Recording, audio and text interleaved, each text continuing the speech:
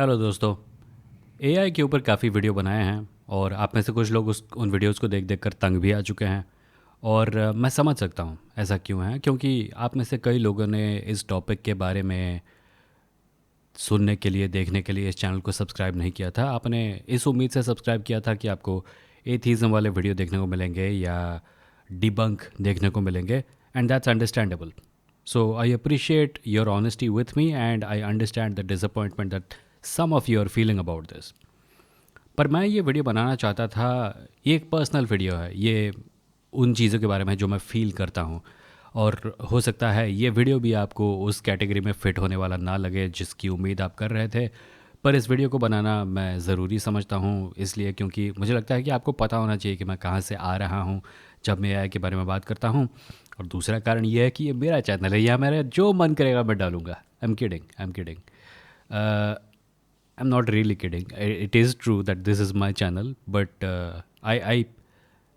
the point is, I don't often make decisions about what to publish on this channel based on what the audience wants. I make those decisions on the basis of what my audience needs. मुझे पता है मेरा audience कौन है। मेरा audience आमतौर पर लड़के हैं 17 से 25 साल की उम्र के बीच में, कभी कभी 17 से 30 साल की उम्र के बीच में। आप लोग या तो हाई स्कूल या कॉलेज में हैं जो कि दुनिया के साथ डील करना शुरू कर रहे हैं, इवन तो आप में से कुछ को लगता है कि आप दुनिया के साथ डील कर चुके हैं। You have it, trust me, life has a lot of curve balls to throw at you.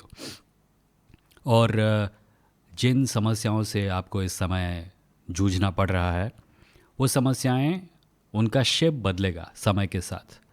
उनका सिर्फ शेप नहीं बदलेगा, उनकी इंटेंसिटी भी बदलेगी।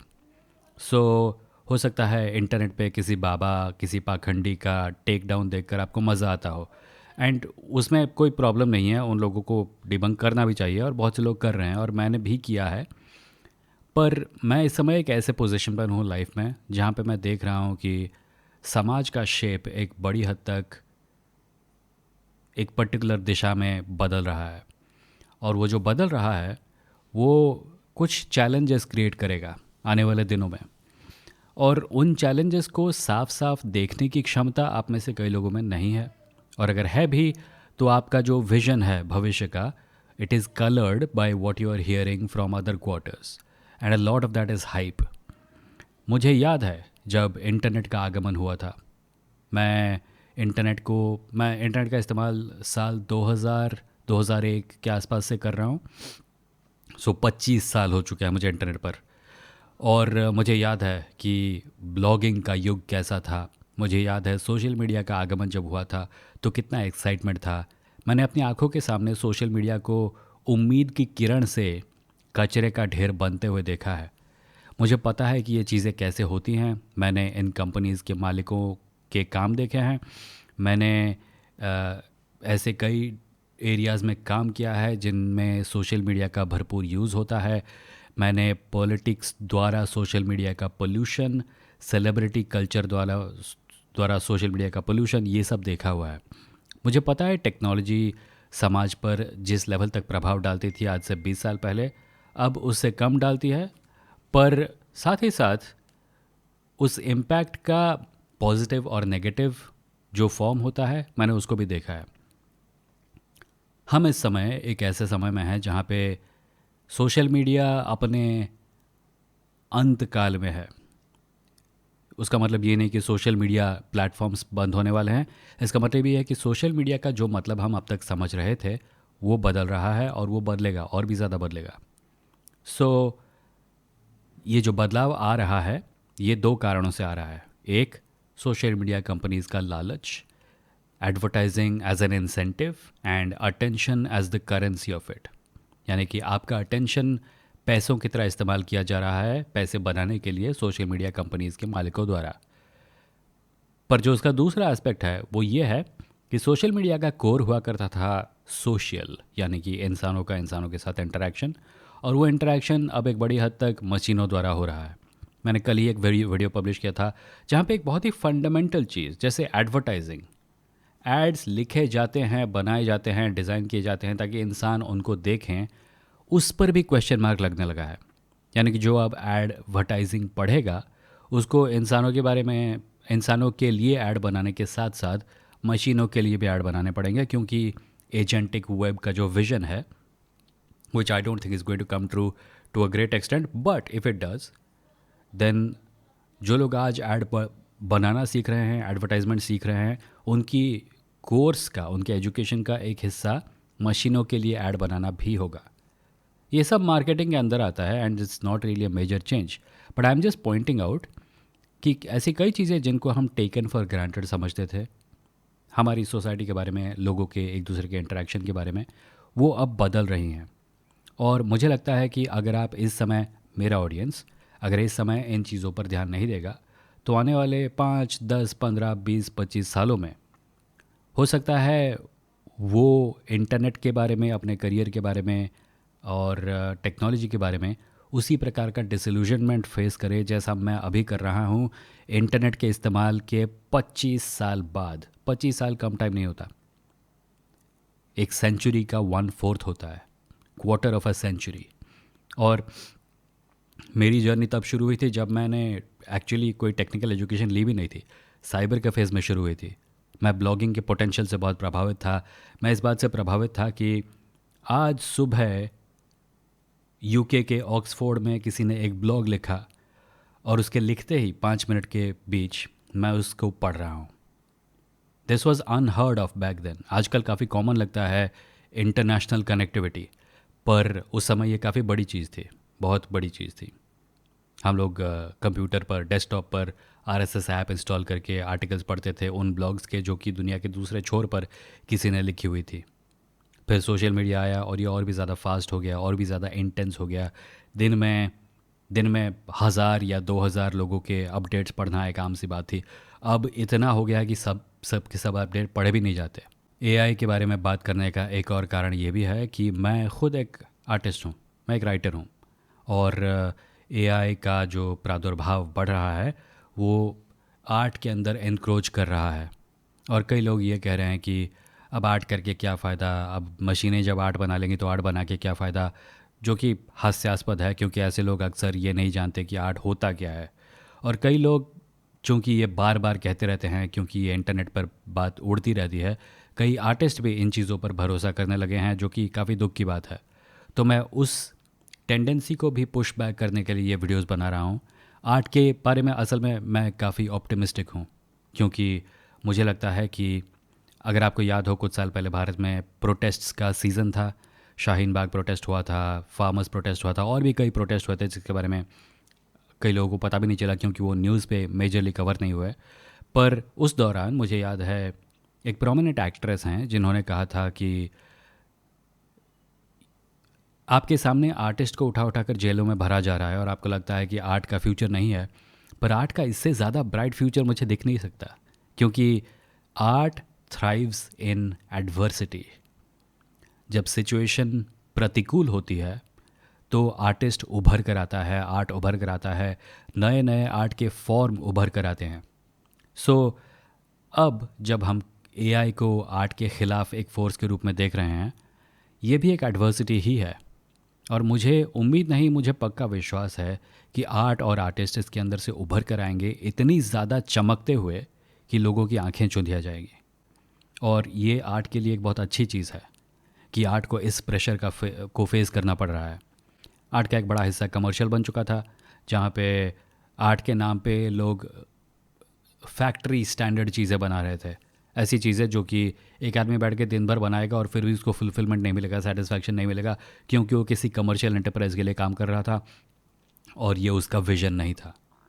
पर अब हम शायद, चूँकि एआई की वजह से लोग आर्टिस्ट से वो काम नहीं लेंगे, आर्टिस्ट फिर भी कुछ करेंगे। आर्टिस्ट आर्ट इसलिए नहीं बनाता क्योंकि उसको पैसे बनाने हैं, पैसे बनाने के दूसरे तरीके हैं। आर्टिस्ट आर्ट इसलिए बनाता है क्योंकि वो इंसान है और वो आर्ट बनाए बिना रह नहीं सकता। कुछ लोग होते हैं जिनको कम्युनिकेट करना ही करना होता है, क्योंकि उनके अंदर समुद्र गोते मार रहा होता है, आइडियाज़ का समुद्र गोते मार रहा होता है, विचारों का समुद्र, ओपिनियंस का समुद्र गोते मार रहा होता है। एक ख़बर आई थी कि अब वीडियो मेकिंग इतनी आसान हो गई कि लोग फिल्में नहीं बनाएंगे। ये भी काफ़ी हास्यास्पद है, क्योंकि फिल्में जो लोग बनाते हैं, जो आर्टिस्ट होते हैं, वो एक अलग माइंडसेट से आते हैं और जो वीडियो मेकिंग टूल्स इस समय हैं, जिनमें से सबसे पॉपुलर इस समय गूगल का वीओ टूल है, उसमें एक लिमिटेशन है, और वो लिमिटेशन ये है कि there is an absence of precision, not just a lack of precision but an absence of precision. Precision यानी एग्जैक्टली वो चीज़ जो आप चाहते हैं। आपको पता होगा कुछ आर्टिस्ट हफ्ते, महीनों, सालों लगाते हैं क्योंकि उनको एग्जैक्टली एक स्पेसिफिक रिज़ल्ट चाहिए होता है, पर वो रिज़ल्ट जब तक उनको नहीं मिलता है वो फाइनलाइज नहीं करते हैं। गूगल वीओ और उस प्रकार के दूसरे वीडियो और आर्ट मेकिंग सॉफ्टवेयर में प्रॉब्लम यह है कि आपका प्रॉम्प्ट, टेक्स्ट बेस्ड प्रॉम्प्ट, आपको कभी भी वो नहीं देगा एग्जैक्टली जो आप चाहते हैं। जो लोग कहते हैं कि अरे तुम कुछ प्रॉम्प्ट टाइप करके अब पूरी फिल्म बना सकते हो, एक तो टेक्निकली भी वो पॉसिबल नहीं है क्योंकि ये टूल्स एक्चुअली उतनी ज़्यादा कंसिस्टेंसी प्रदान नहीं करते जितना कि लगता है। पर दूसरी बात ये भी है कि ये टूल्स उस लिमिटेड ब्रैकेट के अंदर भी आपको उतनी प्रिसिशन नहीं देते जितना कि आप चाहते हैं। इनमें से जो आउटपुट निकलेगा आपको उसको एडिट करना ही करना पड़ेगा, और शायद उस हद तक कुछ लोग इसको अपनी क्रिएटिव प्रोसेस का हिस्सा बनाने में सफल हो जाएं, पर ये चीज़ें आर्टिस्ट्स को रिप्लेस नहीं कर सकती। आपको पता होगा टॉम क्रूज़ एक एक्टर हैं जो कि हेलीकॉप्टर वगैरह से कूदते रहते हैं अपनी फ़िल्मों को बनाने के लिए, बावजूद इसके कि उनको ऐसा करने की ज़रूरत नहीं है, और दूसरे लोग आराम से हेलीकॉप्टर से कूदने वाले सीन कम्प्लीटली सेफ एक ग्रीन स्क्रीन स्टूडियो पर कर डालते हैं। पर टॉम क्रूज़ एक्चुअली हेलीकॉप्टर से क्यों कूदते हैं? क्योंकि उनको पता है कि उनके फ़िल्मों को देखने वाले इस चीज़ को अप्रिशिएट करते हैं कि उन्होंने फ़िल्म में एफ़र्ट डाला है। जैकी चैन एक आर्टिस्ट हैं जो कि अपने स्टंट्स को खुद करने के लिए प्रसिद्ध हैं, आजकल नहीं करते पर पहले करते थे। उनका जो काम है उसको उनके फ़ैन भी देखते थे इसी वजह से कि वो अपनी फ़िल्मों में बहुत फिज़िकल एफर्ट डालते थे। उन्होंने फ़िल्मों की शूटिंग के लिए अपने शरीर की हर हड्डी को तोड़ा है कम से कम एक बार। वो एक एक शॉट को 120 बार ट्राई करते थे जब तक उनको एग्जैक्टली वो रिज़ल्ट नहीं मिलता था जो कि वो चाहते थे। वो लोग ऐसा क्यों करते हैं? क्या उस ज़माने में उनके पास इन चीज़ों को ऑटोमेटिकली करने का या आसानी से करने का या सेफली करने के तरीके नहीं थे? थे। पर वो फिर भी इन मुश्किलों को उठाते थे क्योंकि उनको पता था कि इन फिल्मों को अगर दूसरी फिल्मों से कोई चीज़ अलग करेगी तो वो ये है कि वो इस फिल्म को बनाने में क्या दांव पे लगा रहे हैं। आर्ट त्याग के बारे में होता है।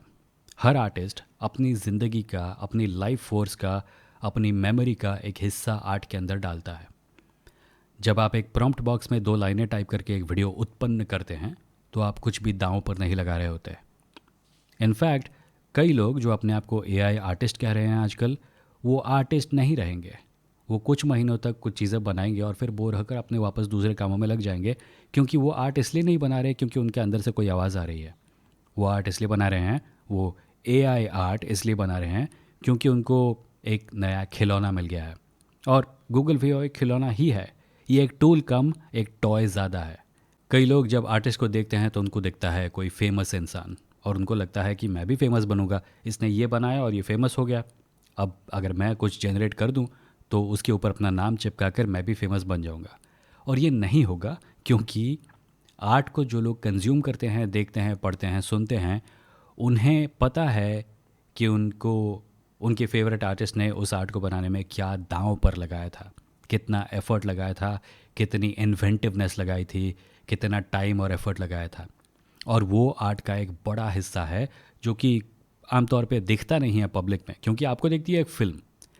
फ़िल्म को बनाने में जो एफ़र्ट लगता है वो असल में फ़िल्म की अप्रिसिएशन का एक बड़ा हिस्सा होता है। एक बुक को लिखने में जितना टाइम लगता है वो बुक को अप्रिशिएट करने वाले लोगों के मन में एक फैक्टर होता है। और दूसरी बात ये है कि अगर आप इन सब चीज़ों को निकाल भी दें, अगर आप भूल जाएं कि वो so called AI art piece AI की मदद से बना है, तो भी जिसने उसको बनाया है उसने उसको बनाया नहीं है। वो किसी के पास गया और उसने कहा कि ये मेरे लिए बना दो, उसने बना दिया और उसने उसको पकड़ के बोला ये मैंने बनाया, मैं इसका आर्टिस्ट हूँ। तुम नहीं हो आर्टिस्ट क्योंकि किसी और ने बनाया है। अगर मैं भूल भी जाऊँ कि तुमने एआई की मदद से बनवाया है तो भी वो तुम्हारा काम नहीं है। अगर तुम किसी और के काम को पकड़कर ये नहीं बोल सकते कि वो तुम्हारा बनाया हुआ काम है क्योंकि वो प्लेजरिज्म होगा, तो फिर एआई के ज़रिए बनाई हुई चीज़ को हाथ में पकड़कर ये बोलना कि मैं आर्टिस्ट हूँ, प्लेजरिज्म कैसे नहीं है? मैं एक राइटर हूँ, मैं फैंटेसी और साइंस फिक्शन लिखता हूँ, और साइंस फिक्शन राइटर्स ने आज से कई कई कई सालों पहले एआई के साथ कुश्ती लड़नी शुरू कर दी थी। जब एआई सिर्फ लोगों के मन का एक सपना था, साइंस फिक्शन राइटर्स तब से आर्टिफिशियल इंटेलिजेंस, रोबोटिक्स वगैरह जैसे कॉन्सेप्ट के साथ कुश्तियाँ लड़ते आ रहे हैं। कुछ इस नतीजे पर पहुँचे कि हो सकता है हम सोचने वाली मशीनों का निर्माण करने में सफल हो जाएं। और जब ये विचार उनके मन में आया तो उन्होंने ये सोचा कि इसका समाज पर क्या प्रभाव पड़ेगा। क्या मशीनों को सिर्फ मशीन कहकर हम अन्याय कर रहे होंगे? क्या मशीनों को इंसानों की बराबरी का समझकर हम इंसानों के साथ अन्याय कर रहे होंगे? ये टॉपिक्स असल में काफ़ी पुरानी हैं और इन टॉपिक्स पर आपको जो बातचीत आजकल सुनने को मिल रही है एआई कंपनी के सीईओज़ द्वारा, वो ओरिजिनल भी नहीं है। आप उनको पहली बार सुन रहे हैं। आप में से कई लोग इन टॉपिक्स के बारे में पहली बार सुन रहे हैं क्योंकि आपने साइंस फिक्शन और फैंटेसी कहानियाँ नहीं पढ़ी हैं या नहीं देखी हैं। पर ये टॉपिक्स काफ़ी पुरानी हैं और 90% के आसपास जो चीज़ें अभी कही जा रही हैं उनके साथ पहले डील हो चुका है। मैं उस नॉलेज को आपके सामने लाने की कोशिश कर रहा हूँ, मैं उस पर्सपेक्टिव को आपके सामने लाने की कोशिश कर रहा हूँ। एआई वीडियोस के माध्यम से तो कर ही रहा हूँ, साथ ही साथ साइंस फिक्शन बुक्स के बारे में भी बात करके कर रहा हूँ, क्योंकि ये हम सब के फ्यूचर का हिस्सा बनने वाला है। एक रियल तरीके से ये हम सब के भविष्य का हिस्सा बनने वाला है। उन कहानियों में अलग अलग टॉपिक्स के साथ साथ इस बारे में भी चर्चा की गई थी कि टेक्नोलॉजी हमारे पास आएगी तो कैसे आएगी, उन्हें कौन लेकर आएगा, क्या कोई इंडिविजुअल इन चीज़ों को बनाएगा, क्या एक कंपनी इन चीज़ों को बनाएगी, अगर एक कंपनी बनाएगी तो उस कंपनी का इस टेक्नोलॉजी पर किस हद तक कंट्रोल होगा, और जो कंट्रोल होगा वो हमारे ज़िंदगी पर क्या प्रभाव डालेगा। ये सब टॉपिक्स पहले डिस्कस हो चुके हैं, 1950s और 60s में डिस्कस हो चुके हैं और तब से डिस्कस होते आ रहे हैं।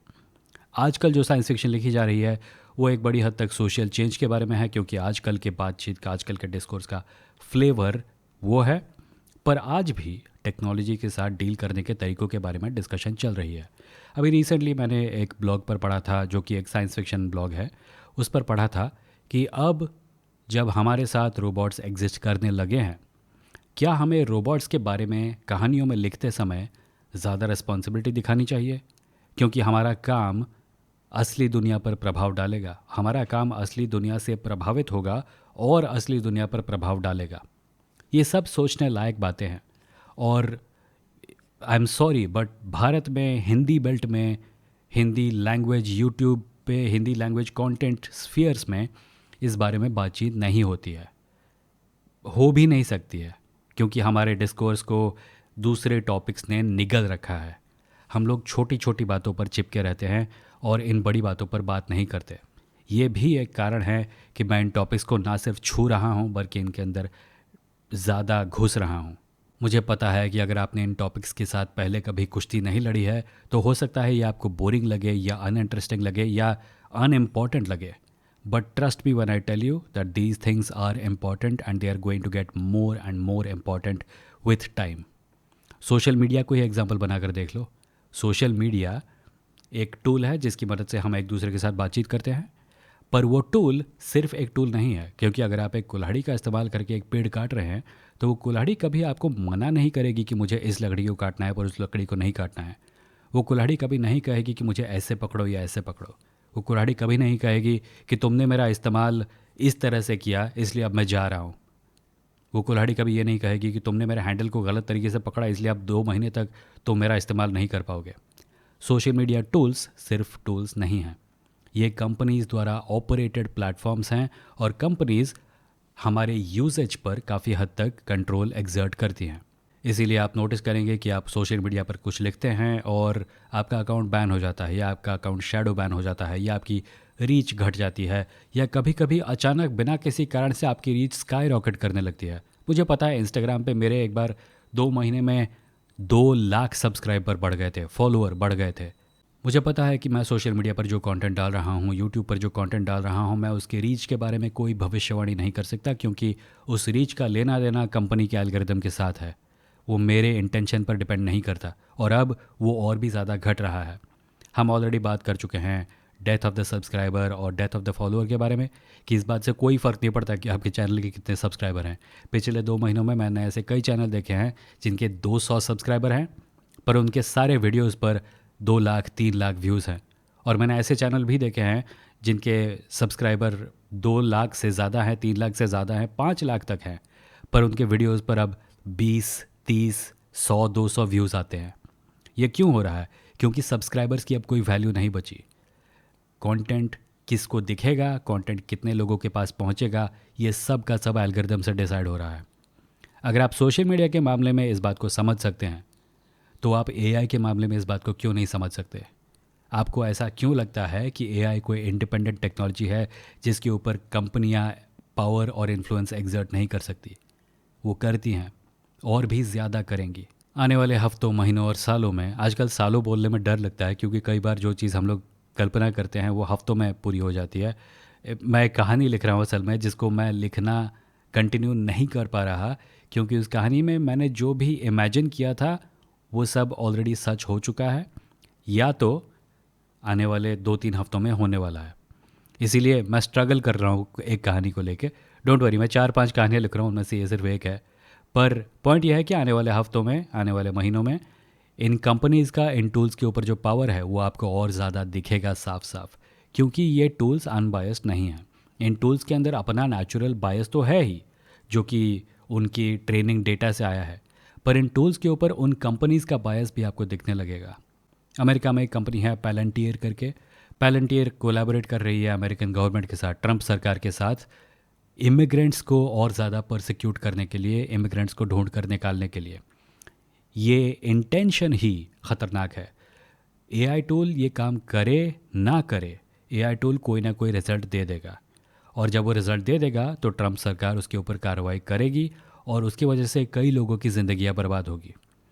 हमें इस इंटेंशन पर भी ध्यान रखना पड़ेगा क्योंकि ये कंपनीज़, चाहे इसके सीईओ जितने ज़्यादा पढ़े लिखे क्यों ना हो, जितनी ज़्यादा कूल और हिप बातें क्यों ना करते हों, वो फिर भी बिलियनर्स हैं।